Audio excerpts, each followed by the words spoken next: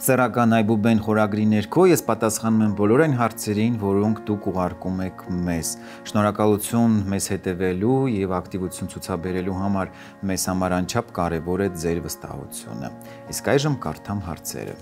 Ճիշտն ասած, ամաչում եմ, բայց պետք է հարցնեմ։ Ինչ խորհուրդ կտաք։ Ամեն անգամ սեռական հարաբերություն ունենալուց հետո սպիտակ գնդիկներ ու շերտ է լինում առնանդամիս վրա։ Նույնը նաև ձեռնաշարժությունից հետո։ Այդ ժամանակ ավելի շատ է լինում։ Կնոջս մոտ էլ ժամանակ առ ժամանակ շագանակագույն հեղուկ է գալիս ու երեխա չենք կարողանում ունենալ։ Ձեր հարցից կարելի է եզրակացնել, որ առկա է խնդիր միզասեռական համակարգում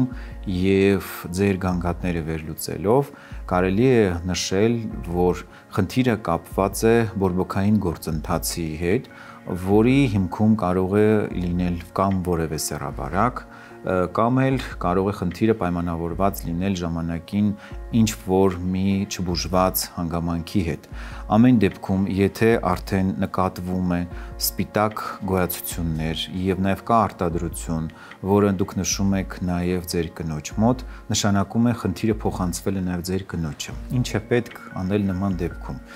Դադարեցնել սեռական հարաբերությունները, դիմել բժշկի, ընդ որում երկուսով համապատասխան հետազոտություններ անցնելու նպատակով։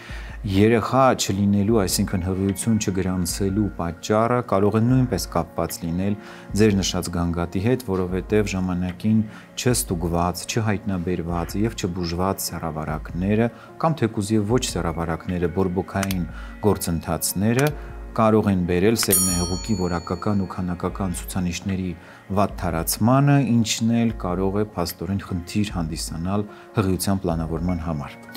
Ամեն դեպքում խնդիրը լուծելի է, պարզապես պետք չէ հապաղել, ընդհանրապես պետք է դիմել համապատասխան մասնագետների,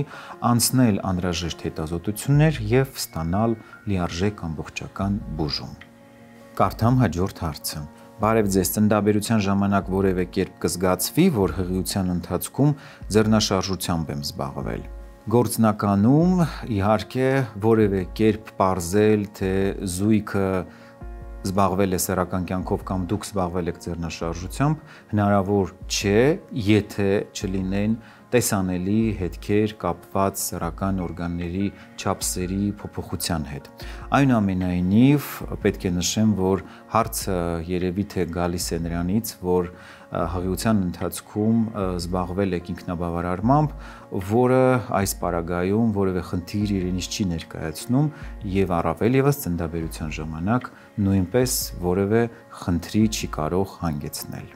Իսկ այսօրվա հարցերն այսքանն էին։ Գրեք մեզ, մենք հնարավորինս արագ կարձագանքենք ձեր հարցերին։ Մեկնաբանեք մեր թողարկումները, դա անչափ կարևոր է մեզ համար եւ շնորհակալ ենք մեզ վստահելու համար։ Եղեք առողջ եւ երջանիկ։